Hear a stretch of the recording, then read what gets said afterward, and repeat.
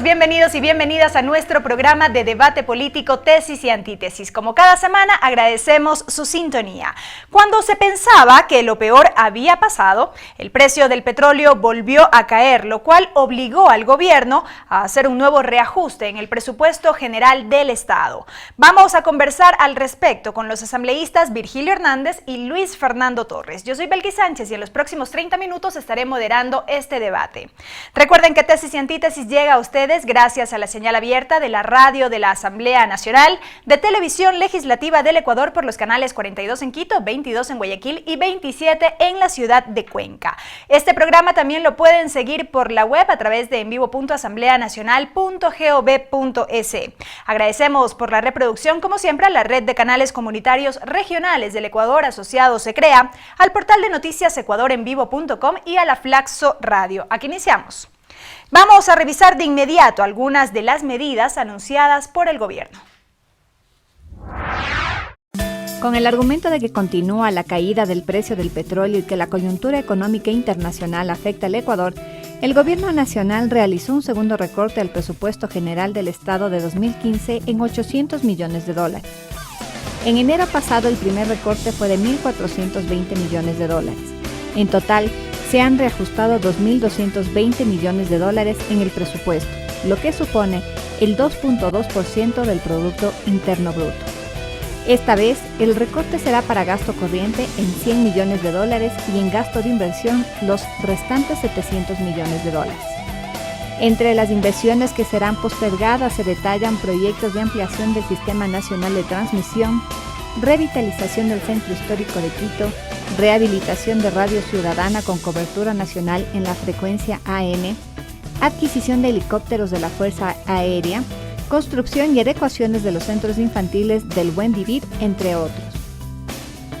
El Ministerio de Finanzas anunció que la proforma presupuestaria de 2016 se está trabajando con un precio referencial del barril de petróleo no mayor a $40. El valor definitivo se lo fijará en octubre de este año.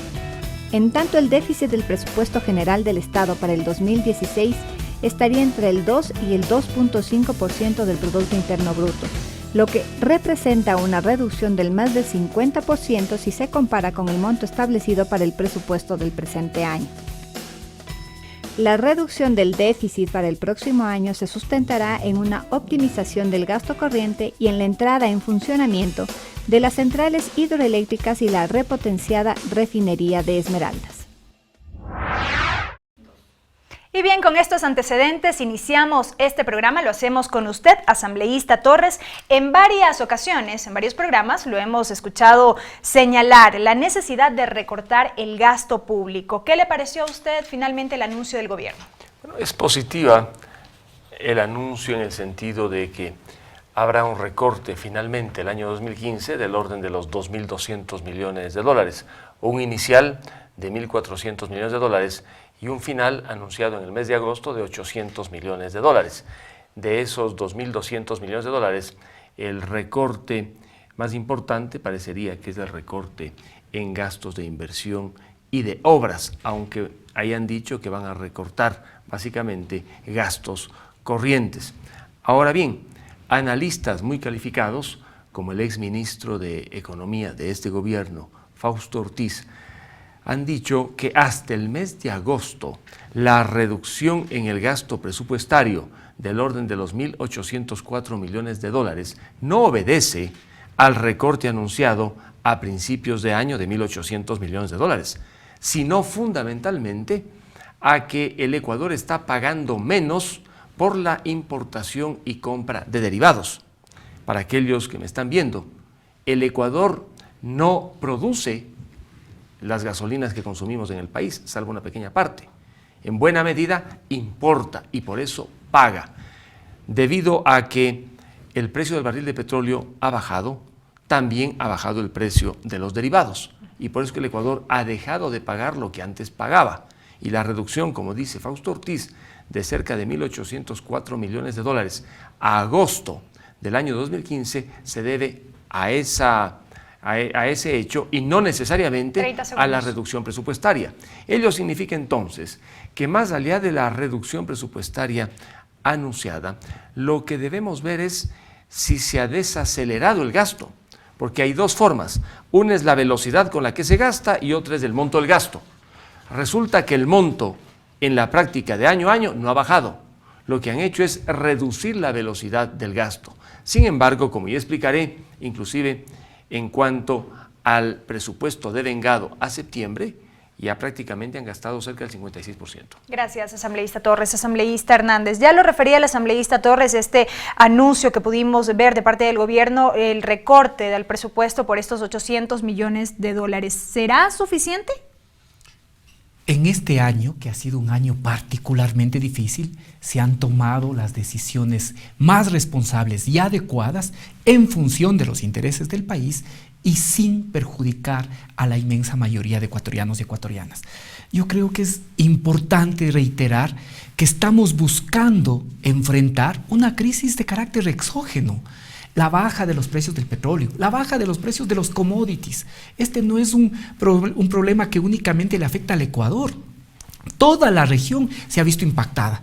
Desde el año 2012-2013 vemos paulatinamente que el precio de los commodities, de los productos que exporta la región, han ido a la baja. Y en el año 2014 y 2015 hemos visto que esto también se traslada primero a los minerales y luego también al sector energético.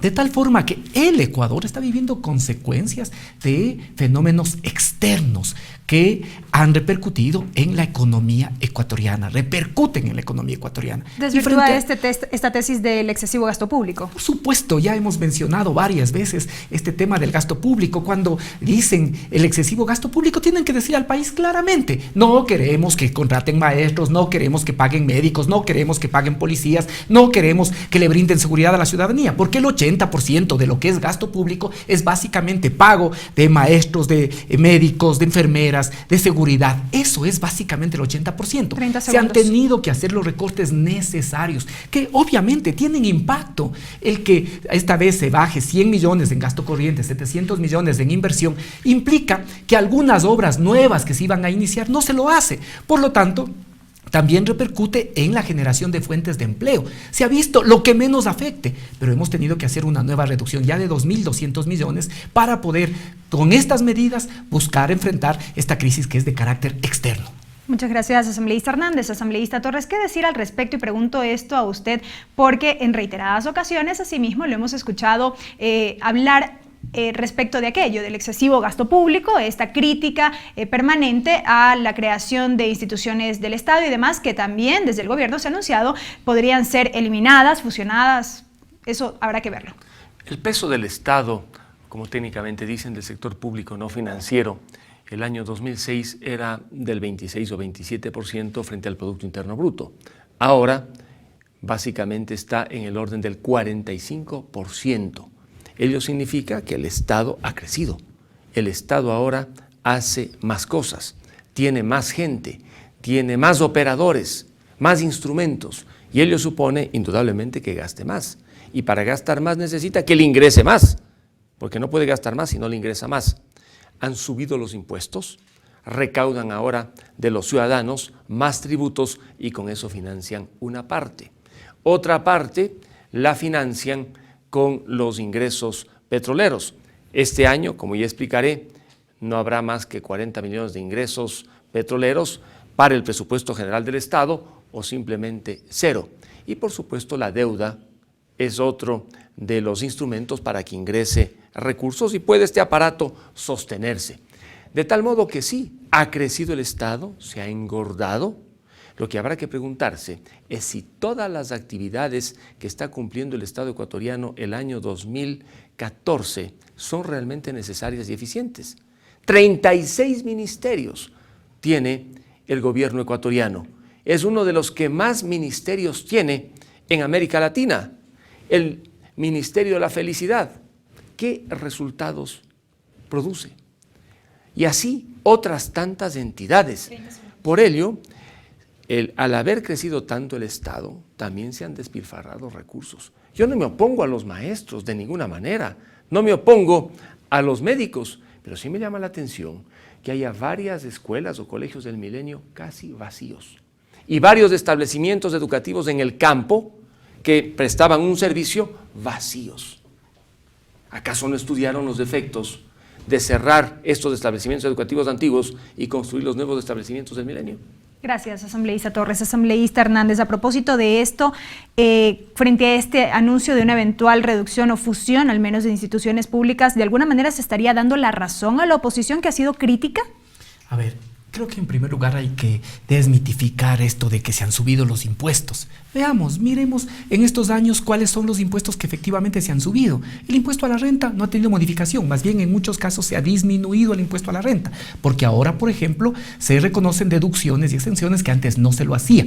Primera cosa, el impuesto al valor agregado no se ha subido, en estos años no se ha subido el impuesto al valor agregado, de tal manera que hay que desmitificar esto. Además, el que se pueda cobrar impuestos mientras estos sean progresivos y redistributivos, tampoco hay que satanizar, porque eso es lo que permite que el país pueda invertir y pueda generar redistribución. El impuesto a la renta. Las personas que no tienen un ingreso con las exenciones, las deducciones que se hacen, de por lo menos $20,000 al año, no pagan impuesto a la renta. Y está bien, porque eso permite que quienes más ganan puedan pagar impuesto, y con eso es que se hace educación. Con eso se hace salud, con eso permite que se pueda mantener el gasto permanente del Estado, de tal manera que no hay que satanizar, y también hay que dejar de señalar que se han subido los impuestos, que se han creado nuevos impuestos. El caso del impuesto a la renta y el impuesto al valor agregado, que son los que más generan, no se han modificado prácticamente en los últimos años. Ahora, ¿cuáles son los impuestos que en estos años se han creado? El impuesto a la salida de divisas, el impuesto verde, pero no hay que dejar de decir que al mismo tiempo el impuesto verde hace que le permite algunos recursos mínimos en comparación a los que el Estado invierte en subsidiar la gasolina. Cuando cargan gasolina estos carros grandes, estos Hammer, el Estado les está poniendo la gasolina subsidiada a esas personas. De tal manera que nosotros creemos en ese criterio de un papel activo del Estado, un Estado que tiene también por papel, por rol, redistribuir. Y por lo tanto, el cobrar impuestos a los que más ganan, a los que más tienen, permite esa labor de redistribución. Entonces, creo yo que hay que desmitificar, eso no es cierto, y en segundo lugar, hay que dejar de decir que el cobro de impuestos es malo, porque entonces no habría sociedad en el mundo que pueda mantener las actividades que le están asignados a cada Estado. Gracias, asambleísta Hernández. Quedó en el aire mi pregunta, ya vemos si en el siguiente bloque lo resolvemos. Amigos, nos vamos a una primera pausa, no se vayan porque al volver estaremos con más de este programa Tesis y Antítesis, el tema que analizamos esta semana, los ajustes en el presupuesto general del Estado. Regresamos.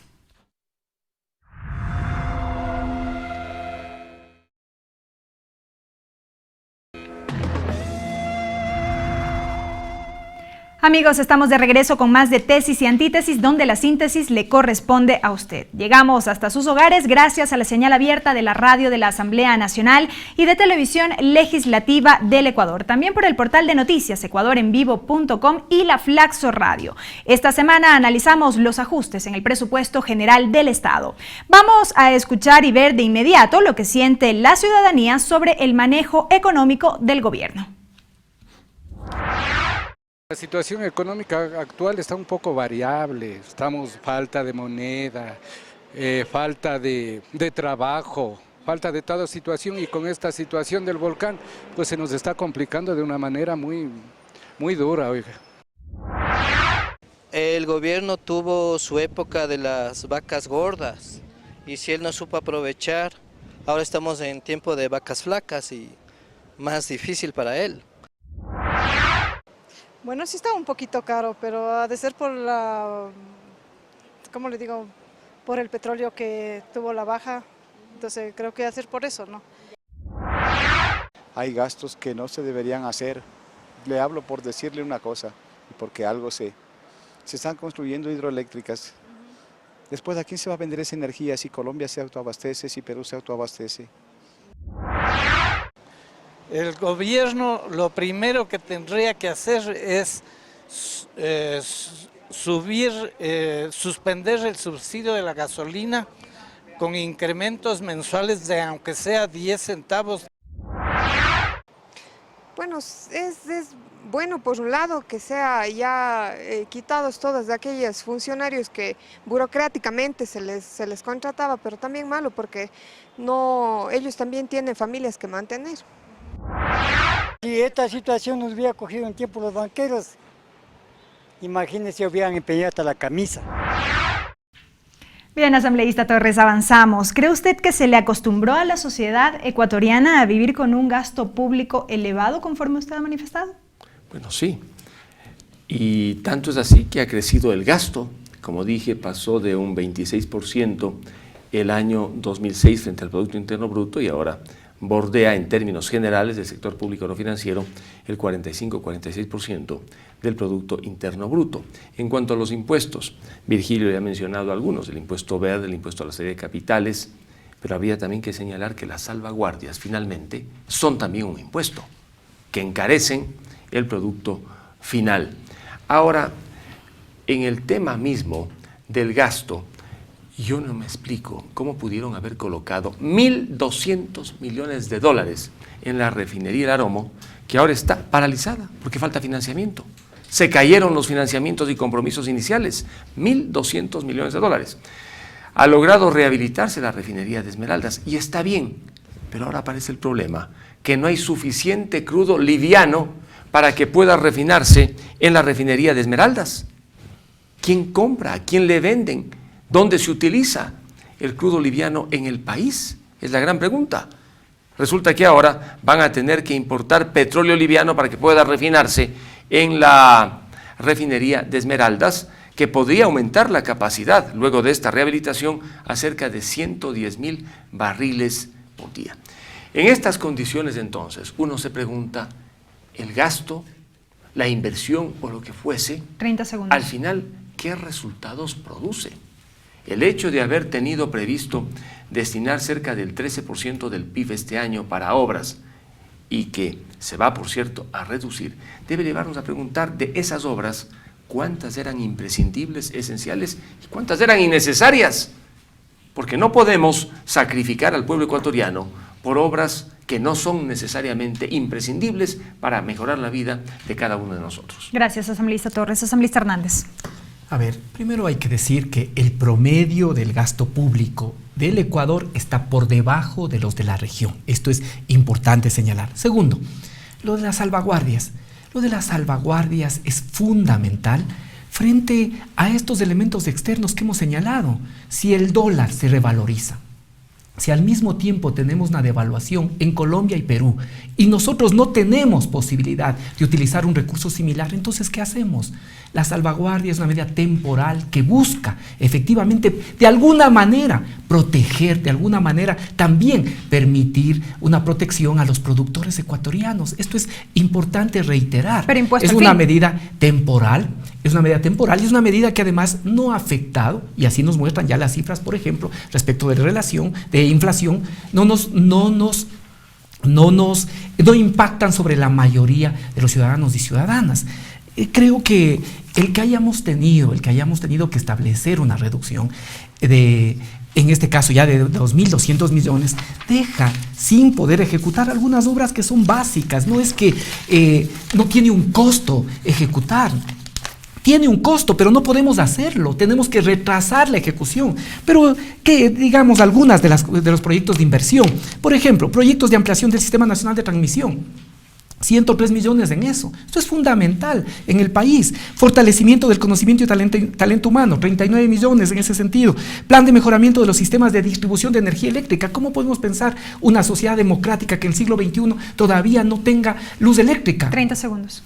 Esto estaba a 24 millones. Proyecto hidroeléctrico Paute-Cardenillo, 19 millones. Desconcentración de los servicios de seguridad en distritos y circuitos, 15 millones. Reestructuración del diseño operacional de las unidades de la Fuerza Terrestre, 10 millones de dólares. Revitalización del centro histórico, que al mismo tiempo tiene impacto sobre el turismo, casi 9 millones de dólares. Es decir, son proyectos que eran importantes que se ejecuten. Pero frente a esta realidad, lamentablemente tenemos que postergarlos. Tienen también un impacto, por ejemplo, respecto del empleo, pero son la manera de buscar enfrentar esta situación difícil sin cargarle medidas al pueblo ecuatoriano como se hacía en el pasado. Esto es básicamente lo que hacemos y se busca actuar con responsabilidad en el manejo económico también en estos años. Gracias, asambleísta Hernández. Asambleísta Torres, avancemos con otros aspectos también. El gobierno ha sido claro en señalar que se mantendrá el dólar como moneda, pero las críticas a la dolarización que hemos visto en los últimos días, dicen los expertos que genera incertidumbre. Por supuesto. Se dice que se va a mantener la dolarización, una buena noticia. Al mismo tiempo se dice que la dolarización es perversa, porque en definitiva no permite que sean competitivas nuestras exportaciones. Pero es lo que nos queda. Claro, pero analicemos algo. ¿Cuál es la solución? Devaluar. ¿Están mejor que nosotros los países que más devalúan? Que me digan un país en el mundo donde a más devaluación existe mejor condición de vida de los ciudadanos. La devaluación pulveriza los ingresos. Usted tiene 100, devalúan la moneda y ya no tiene 100, sino 80. Le devalúan otra vez y se queda con 60. Por lo tanto, a más devaluación, no necesariamente mejores condiciones de vida. En buena hora que tenemos el dólar, en buena hora que tenemos moneda fuerte, como ha dicho el presidente de la Cámara de Comercio de Guayaquil, ahora que tenemos moneda fuerte, compremos bienes de capital, lo que necesitamos para desarrollar el campo. ¿Por qué no comprar tractores a Colombia? ¿Por qué no comprar maquinaria en otro lugar? Equipémonos, para eso sirve la moneda fuerte. Los exportadores que pueden estar en problemas y que suponen no más allá del 38% del sector económico ecuatoriano, podrían recibir un subsidio focalizado. Pero no se puede pensar que por este 38%, que es importante para que ingresen divisas, vayamos a sacrificar el dólar.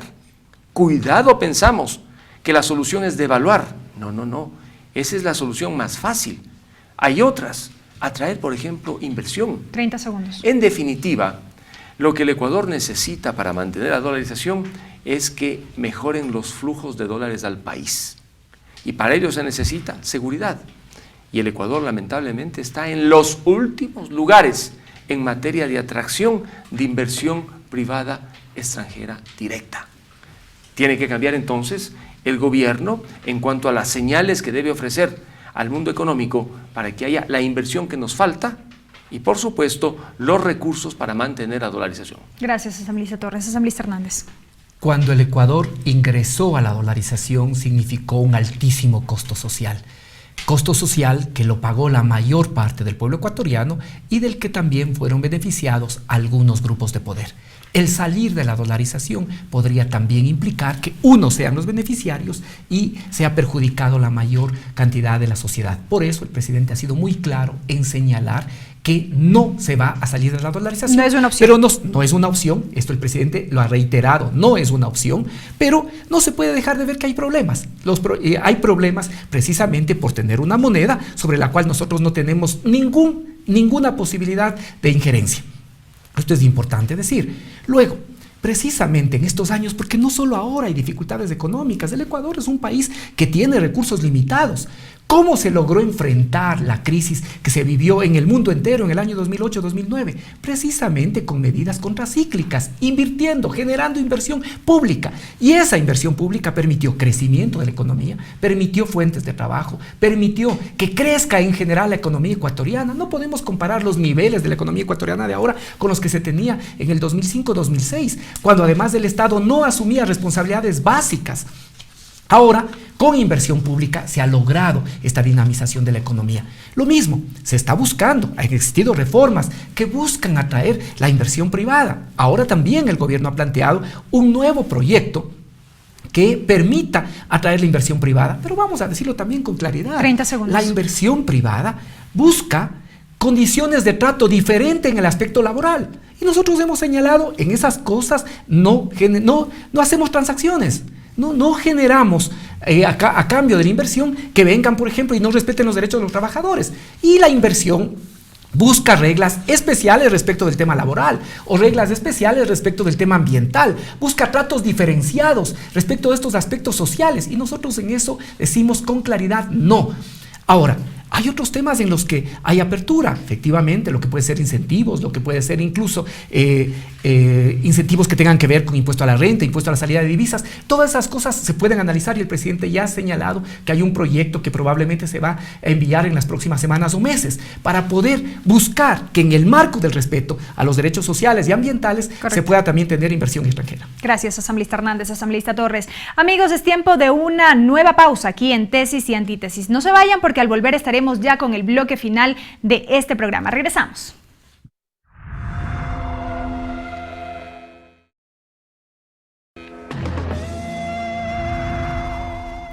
Y bien, amigos, estamos ya en el último bloque de Tesis y Antítesis, donde los asambleístas Virgilio Hernández y Luis Fernando Torres tienen 3 minutos cada uno para sus comentarios finales sobre el tema que analizamos esta semana, los ajustes en el presupuesto general del Estado. Avanzamos con usted, asambleísta Torres. ¿La entrada en funcionamiento de las centrales hidroeléctricas ayudarán de alguna manera en el financiamiento del presupuesto? Bueno, dicen que sí. Desde el gobierno no sabemos si entrarán en funcionamiento cuando ellos han dicho que van a funcionar, van a liberar algunos recursos, pero no son tampoco la solución. Algo en lo que debemos coincidir todos los ecuatorianos que hacemos política de buena fe es en la defensa de la dolarización. El presidente ha dicho, la dolarización la voy a mantener, a pesar de que paralelamente dice que le gustaría tener moneda propia para devaluar, pero creámosle lo primero, la dolarización. En eso también coincido yo, y coincidimos muchos. Porque si tuviéramos que salir de la dolarización, esta salida no sería por la vía normal, sería en medio de una hecatombe económica, porque por la vía normal no hay forma de salir de la dolarización.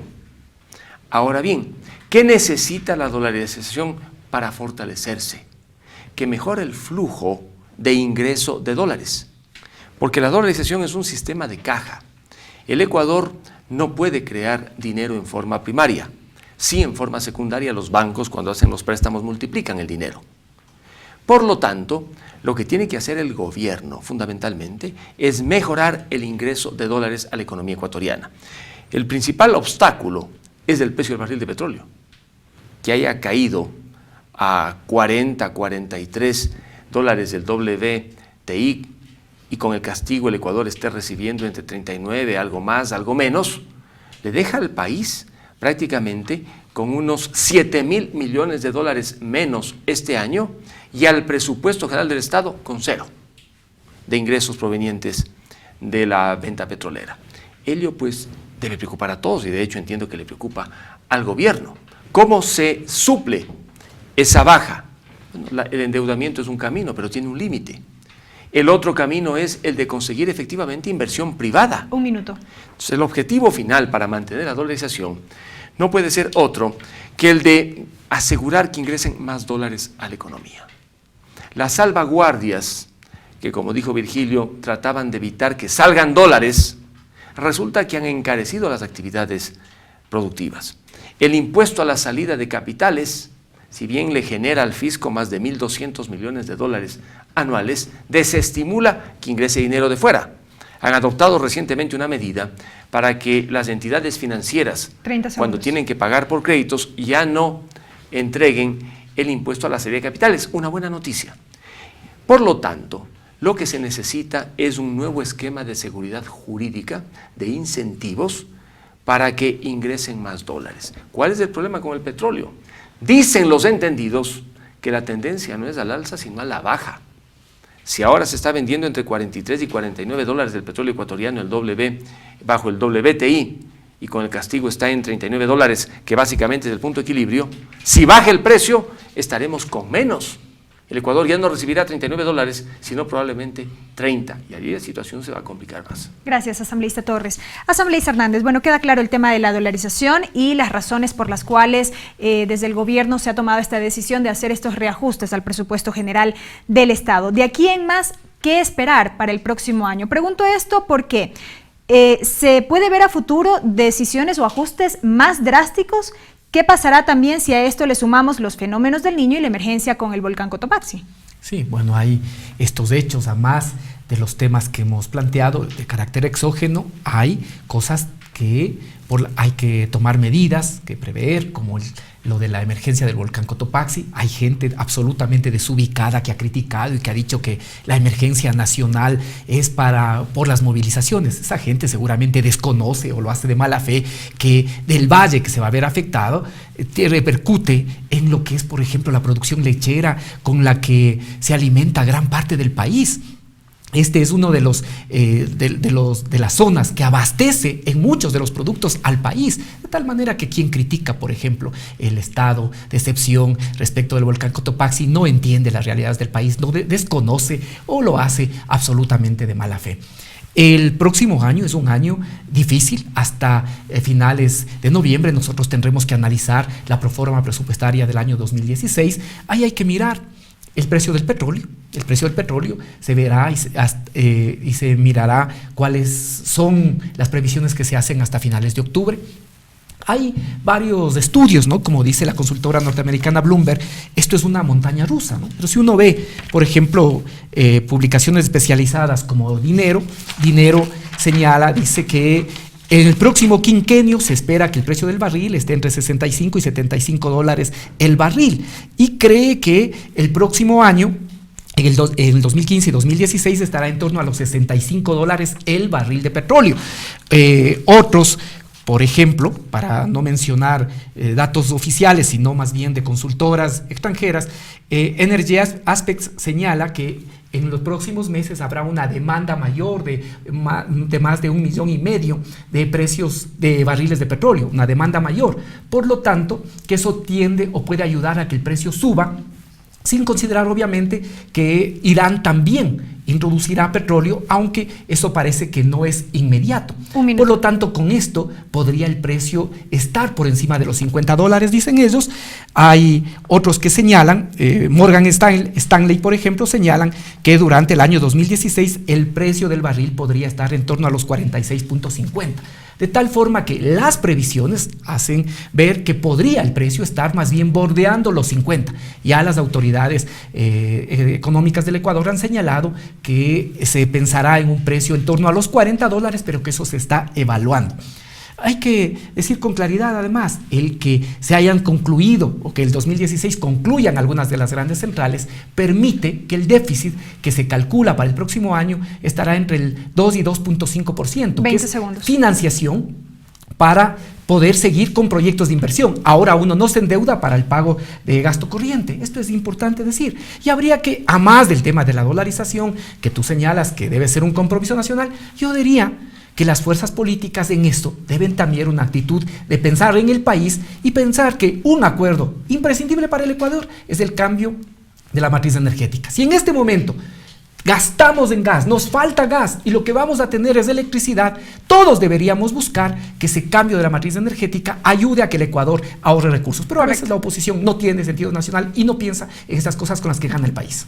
Correcto, asambleísta Hernández, gracias, asambleísta Torres, por sus criterios. Amigos, ustedes ya han escuchado las posturas de los asambleístas Virgilio Hernández y Luis Fernando Torres. Recuerden que aquí en Tesis y Antítesis, la síntesis les corresponde a ustedes. El video de este debate lo pueden encontrar en nuestro canal de YouTube y en la página de Facebook del programa Tesis y Antítesis. Agradecemos por la reproducción a la red de canales comunitarios regionales del Ecuador asociado SECREA, al portal de noticias ecuadorenvivo.com y a la Flaxo Radio por www.flaxoradio.es. Será hasta la próxima semana.